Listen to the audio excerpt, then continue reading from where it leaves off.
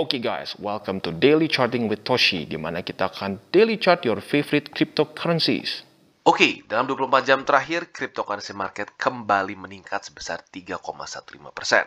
Dengan total market cap mencapai 2,07 triliun US dollars. Jadi stabil di atas 2 triliun tentunya ya. Tapi good newsnya kita bisa lihat bahwa Bitcoin dalam 24 jam terakhir ada peningkatan sebesar 2,2%. Dan yang lebih pentingnya lagi adalah daily close-nya. Di mana kita bisa lihat daily close kemarin dia ada di berapa? 43.919, nyaris ke 44.000. Ya, jadi kita bisa lihat dengan jelas jauh di atas kemarin. Dan polanya sepertinya mulai membuat atau sedang mencari satu posisi high baru. Tapi seperti biasa, yang menjadi hambatan adalah ini ya. MA20 di daily. Seperti biasa si tukang pukul. Kita lihat apakah MA20 akan dipukul oleh kebalik. Apakah BTC akan dipukul oleh MA20 atau dia berhasil melawan ya. Jadi kurang lebih kalau untuk overall ya kita bisa lihat menghijau rata-rata. Dan mungkin yang sedikit underperforming dalam seminggu ini adalah Ethereum. Ya, di mana kalau BTC basic dalam 7 hari terakhir walaupun tipis ya, dia masih plus 0,63. Tetapi Ethereum kemarin setelah jatuh dia belum berhasil balik lagi ke posisi awal lah, kesannya seperti itu ya. Dan rata-rata yang lain oke ya. Mungkin yang belum bisa benar-benar balik itu seperti Solana, lalu apa lagi? Ya sedikit lah cenderungnya ya. Tetapi kalau kita bisa lihat yang unik adalah Cardano. Cardano sekarang sudah kembali lagi ke $1.30. Ya, jadi that's really good. Tentunya nanti akan masuk juga ke DCWT. Jadi overall ini adalah gambaran market secara lebih ya overallnya ya. Jadi sebelum kita masuk ke teknik analisisnya, kita akan bahas dulu berita ya. Berita kali ini akan dari Jack Dorsey, yaitu adalah ex-CEO dari Twitter. Seperti yang kita tahu, Jack Dorsey adalah pencinta Bitcoin ya, dimana ya lu boleh search sendiri lah, dia sangat menyukai Bitcoin dan bahkan dia ingin berusaha supaya kita bisa make dApps, DeFi di BTC secara langsung ya. Nah, tetapi dia melakukan satu hal yang lebih lagi, di mana dia mengannounce Bitcoin Legal Defense Fund ya. Jadi fund ini yang didirikan oleh Jack Dorsey dan ya tentunya ada timnya lah ya. Ini ada didesain untuk bisa memprofile legal defense untuk di Bitcoin developers yang mau membuat ya tentunya membuat DeFi dan dApps di dalam BTC ya. Nah, jadi ini itu termasuk dari team of volunteers dan part-time lawyers. Tujuannya apa? Supaya andaikan gitu ada software engineer yang ingin membuat program atau ya dApps ya di dalam BTC dan dia diserang secara regulasi di negaranya dimanapun itu ya, itu akan dibantu dengan fund ini gitu ya. Dan kalau kita lihat ini ya, Bitcoin Legal Defense Fund ini isinya adalah ada dari co-founder Chain Code Labs ya yang bernama Alex Morkos dan juga Martin White. Dan juga mereka dua ini ternyata adalah seorang akademisi dari University of Sussex. Berarti kayaknya orang Inggris harusnya ya, Sussex soalnya. Dan selanjutnya kita bisa lihat juga, ya tujuannya seperti yang gue bilang ya, tujuannya adalah untuk membuat satu organisasi non-profit tentunya ya, yang supaya bisa meminimize permasalahan atau legal fees lah apabila project tersebut dicecar lah gitu kesannya, dicecar oleh regulasi dari negara tertentu gitu. Jadi tujuannya apa? Supaya bisa membuat BTC menjadi satu platform yang cukup menarik untuk orang-orang membuat dApps dan DeFi ya. Nah, mungkin beberapa orang bilang, "Lah, bro, bikin DeFi, bikin dApps di BTC bisa gitu?" Technically bisa ya, technically bisa. Tetapi jujurnya susah gitu ya, susah. Lebih gampang untuk buat ETH dan kawan-kawannya, tetapi in theory bisa gitu. Jadi ya bagi seperti yang gue bilang ya, Jack Dorsey sepertinya karena dia sangat cinta dengan BTC ya, dia ingin terus mengimprove BTC as bukan cuma as a store of value, tetapi bisa menjadi seperti ETH gitu ya, di mana dia bisa menjadi satu network yang dipakai untuk menciptakan DeFi dApps yang lain gitu ya. Nah, di sini bedanya atau insentif yang diberikan oleh si Jack Dorsey ini dengan si legal fund ini adalah apabila kita buat di sini dan kita kena masalah hukum, nah kita bisa minta bantuan dari legal defense fund ini. Yang tentunya juga bukan cuma uang aja, tetapi kita lihat di sini ada part-time lawyers di sini ya. Jadi akan bisa juga dibantu mungkin secara legalnya dengan lawyer yang membantu juga, gitu ya. Jadi coba kita lihat, semoga saja ini bisa membuat Bitcoin menjadi lebih dari store of value saja, tetapi mungkin bisa bersaing dengan ETH, Cardano, Polkadot, AVAX, dan lain-lain sebagai layer untuk membuat dApps dan DeFi. Oke, dan sekarang kita balik lagi ke charts-nya, di mana kita bisa lihat secara overall, it's doing good. Ya, dia mulai meresist momentum turunnya atau momentum bearish-nya. Tetapi guys, jangan berpikir PR BTC sudah selesai dan ini akan lanjut minggu depan all time high. No, ya menurut gua masih jauh dari itu karena kita lihat PR-nya masih banyak, ya. Dia masih harus menembus MA50, harus juga menembus bull support band. Itu masih penting banget, ya. Dan selain dari itu juga ada tambahan PR, yaitu MA8 di weekly, di mana dia sudah death cross ya dengan MA50 dan juga sudah death cross dengan bull support band. Dan pertanyaannya adalah, apakah MA8 di weekly ini akan menjadi resisten yang kuat untuk Bitcoin ya dalam beberapa mungkin hari ke depan ya, karena dia lagi on the way ke sana ya. Jadi seperti itu, jangan terlalu overconfident juga dengan posisi kalian, apalagi kalian main futures, jangan sampai full leverage ya, ngerasa bahwa oke, bull run sudah pasti lanjut, jebret, main full leverage, full margin semua lah, jangan seperti itu ya. Selalu ingat untuk manage your risk ya. Jadi secara overall seperti itu, dan kalau kita lihat di daily lagi seperti yang gue bilang ya, teori bang-bang ya, teori bang-bang. Apakah ini mulai menunjukkan pantulan seperti di sini? Buat kalian yang bingung apa itu teori bang-bang ya, ini adalah teori yang gue buat sendiri, di mana kita lihat di Mei sini ya, di Mei sini setelah kapitulasi, tentunya sedikit beda ya, kapitulasi di sini lebih ekstrim, di sini lebih nggak terlalu parah ya, lebih pelan-pelan gede dulu turun. Tetapi saat sudah sampai ke sini ya, kita bisa lihat dua movement di sini cukup mirip, ada kemiripan lah minimal dari sini ke sini ya. Nah, kita tarik ke sini, kita bisa lihat sekilas ini seperti bang-bang mini, ini seperti bang-bang max. Buat kalian yang nggak tahu, bang-bang max adalah bang-bang yang maksimum bentuknya, makanya namanya max ya, makanya besar. Jadi ini seperti movement lebih besar daripada di sini, tetapi mirip, gitu, seperti miniatur ya. Nah sekarang kalau kita kecilin, apalagi akan semakin mirip. Nah, kita lihat ya, cukup mirip. Nah tinggal pertanyaannya, apakah dia akan seperti ini lagi atau tidak? Nah kalau sekarang bau-baunya sudah makin mengikuti di sini ya, makin mengikuti di sini. Tinggal harapan kita adalah semoga saja benar-benar bisa seperti ini dan mulai bisa menembus resisten-resisten di atas, which is kalau sekarang yaitu ada di kita ada di MA8 yang paling dekat nih ya sekarang, karena kan sudah dead cross nih. MA8, lalu MA50 dan bull support band ya. Jadi kurang lebih seperti itu untuk secara makronya, dan kalau secara mikronya sih basically ya kita seperti yang gue bilang di depan ya. Musuh terbesar BTC adalah MA20 di daily. Apakah dia akan dipukuli atau tidak, kita lihat dalam beberapa hari ke depan. Ya, jadi ini seperti pertarungan tinju nih antara BTC dengan MA20. Siapa yang akan KO ya.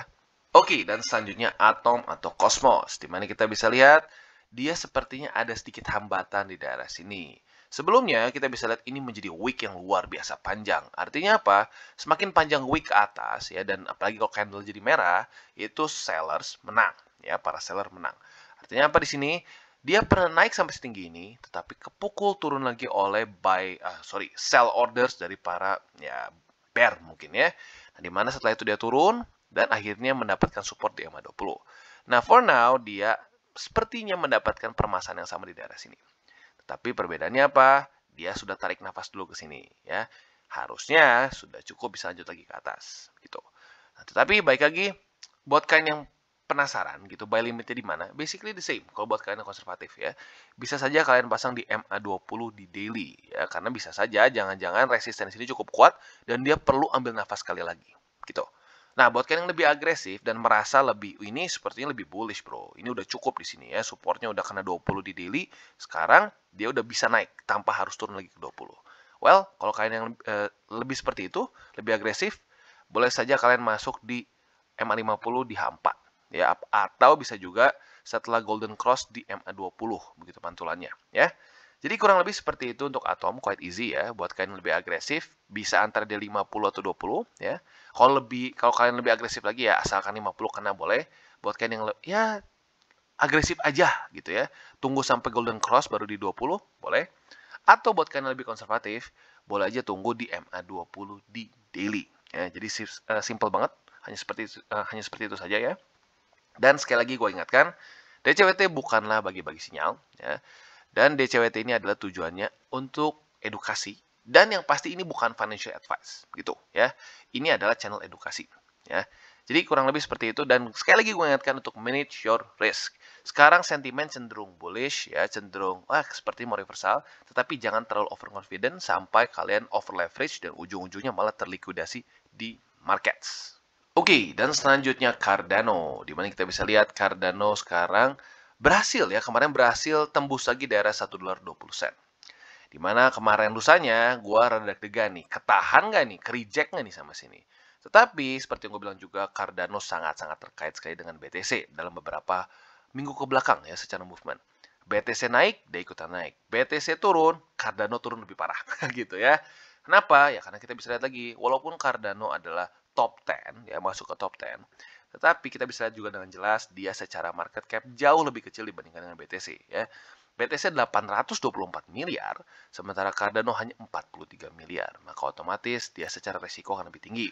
Seperti yang gue udah sering bilang sebelum-sebelumnya ya, semakin kecil market cap akan semakin besar resikonya atau semakin besar volatilitasnya. Ya. Nah, sekarang yang menjadi PR untuk Cardano adalah apakah dia bisa menembus MA20 dan 50. Karena for now, as we can see ya, ini ketahan oleh 20. Tapi baik lagi menurut gua kalau BTC menemukan momentum, menurut gua Cardano akan ikutan ketarik gitu. Ya kalau dia ikutan ketarik, ya that's good ya. Jadi kurang lebih seperti itu untuk Cardano, quite simple.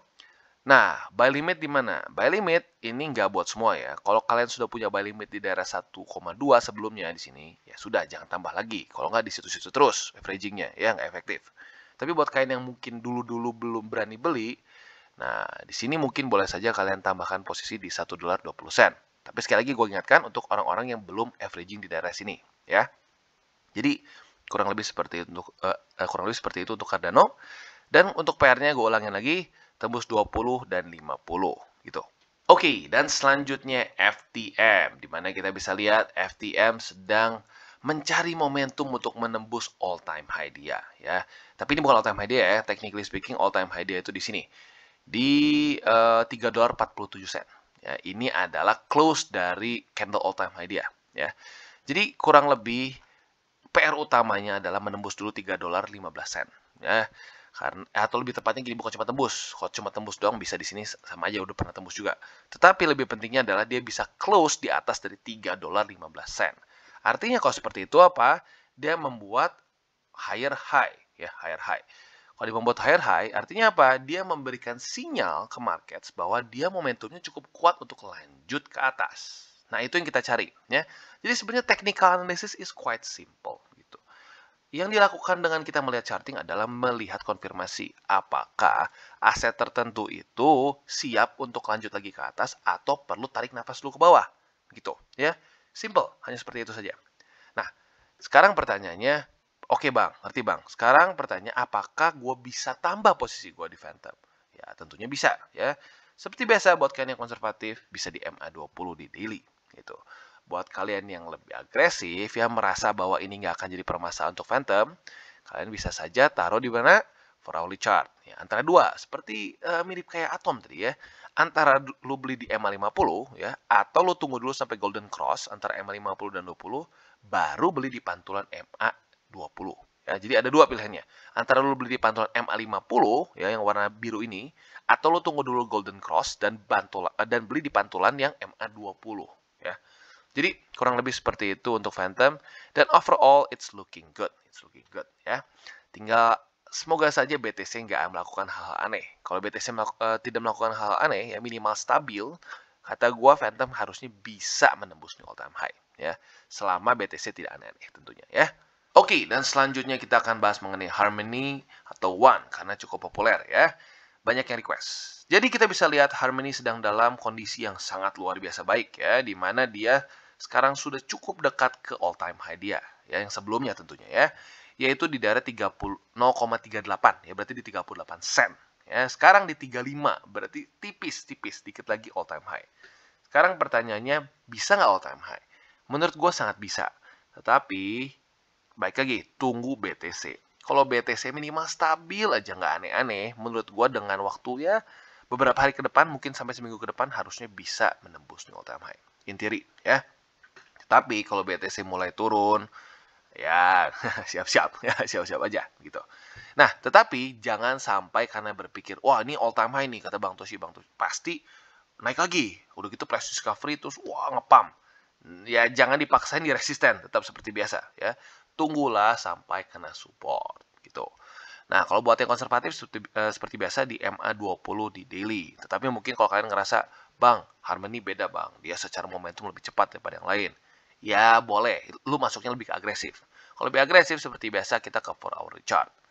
4 hour chart antara dua juga cukup mirip seperti Atom dan FTM ya, di mana lu bisa pilih antara ya udah hajar aja di MA50 atau tunggu golden cross pantulan di 20. Kalau menurut gue lebih bijak kayaknya tunggu pantulan karena udah tipis banget nih ya. Bentar lagi golden cross. Jadi kurang lebih seperti itu untuk Harmony. Buat kalian yang lebih agresif bisa beli di antara MA50 di 4 hour chart atau di golden cross di MA20 ya. 20 dan 50. Hati-hati dengar baik-baik ya. Dan selanjutnya ada di daily. Nah, di daily MA20 juga. Gitu. Jadi jangan sampai salah nih. Konservatif di MA20 di daily. Buat yang lebih agresif antara di MA50 yang warna biru atau setelah golden cross di MA20 yang warna hijau. Gitu. Oke, dan selanjutnya Luna. Luna luar biasa ya. Basically dia kemarin langsung tembus $75 lebih 11 sen. Dimana kan gue udah bilang kemarin ini adalah PR untuk Luna. Karena sebelum-sebelumnya kita bisa lihat berkali-kali daerah $75 ini menjadi permasalahan untuk Luna. Sudah berapa kali? 1, 2, 3, 4, 5, 6, 7. 7 kali menjadi masalah, sekarang ketembus dengan luar biasa baik. Ya. That's really good for Luna. Ya. Untung aja BTC kemarin ikutan naik ya. Naik maka Luna jadi luar biasa ya.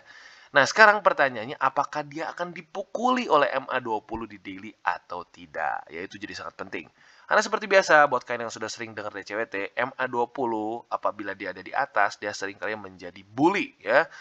Nah, bully dan apa yang dilakukan oleh bully yaitu memukul ya. Kalau kita dipukul terus ya that's bad ya. Sekarang kalau kita lihat seperti ini dengan jelas, kenapa turun? Karena kalau kita lihat di 4 hourly-nya juga dia ada, atau lebih tepatnya dia keluar dari Bollinger Band atas. Nah artinya apa? Seperti yang gue bilang, ini adalah Bollinger Band dengan deviasi 2. Berarti sekitar 95% harga akan terkontain di dalam Bollinger Band. Nah otomatis kalau dia mulai keluar dari BB ya, BB atas maupun BB bawah, biasanya dia akan koreksi masuk lagi ke dalam si Bollinger Band. Gitu. Buat kalian yang belum tahu apa Bollinger Band, coba cari tahu di Tutorials with Toshi. Ya, di situ gue udah kasih tahu jelas cara pakainya kayak gimana. Ya. Nah, sekarang jadi pertanyaan sebenarnya adalah, apakah MA200 di 4 hourly chart akan cukup kuat untuk menjadi support bagi Luna?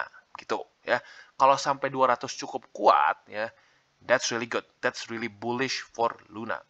Dan andaikan dia terpantul di 200 dan lanjut lagi ke atas, apalagi daily close bisa di atas MA20, itu luar biasa sekali untuk Luna ya. Jadi sebenarnya PR-nya kurang lebih seperti itu. Untuk di daily dia harus tembus dulu MA20 dan close di atas. That's the best case scenario ya.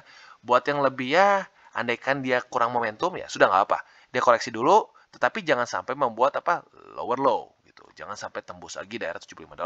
Kalau bisa antara konsolidasi di sini atau andaikan dia koreksi sampai lumayan dalam, kalau bisa terpantul di 75 gitu. Nah, jadi buying limitnya bisa di sini. Bisa di daerah $75. Plus nanti otomatis kalau dia udah mulai beberapa hari ke depan, MA50 otomatis akan ikutan naik ke atas. Jadi confluence antara 50 dan $75 11 sen. Kenapa? Bang, bukannya ini tadinya resisten. Seperti yang gue bilang berkali-kali, apabila resisten tertembus dengan cukup kuat, dia bisa berubah menjadi apa? Support. Sama seperti di sini ya. Dia sebenarnya beberapa kali menjadi support. Tetapi BTC ngambek ya terpaksa Luna turun juga ya. Jadi kurang lebih seperti itu untuk Luna. Buat itu ya lebih cenderung ke inilah, lebih cenderung ke konservatif ya. Kalau buat lebih agresif ya boleh aja pasang di MA200. Tetapi ingat ini masuknya lumayan agresif ya. Sorry bukan lumayan lagi tapi cukup ya agresif banget lah bisa dibilang. Karena kita bisa lihat Bollinger Band-nya basically dekat banget sama MA200. Dan ini adalah 4 hourly chart. Ya, kita tahu lebih high risk gitu. Karena kenapa? Lebih banyak false signal dibandingkan dengan time frame besar. Oke, dan selanjutnya Solana. Dimana kita bisa lihat Solana juga bagus ya. MA200-nya atau drama MA200 sepertinya mulai jelas siapa yang menang ya. Nah, jadi kita bisa lihat dia sudah terpantul 1, 2, 3, 4 kali di EMA 200. Dan akhirnya kemarin breakout dan dia menemukan support di mana?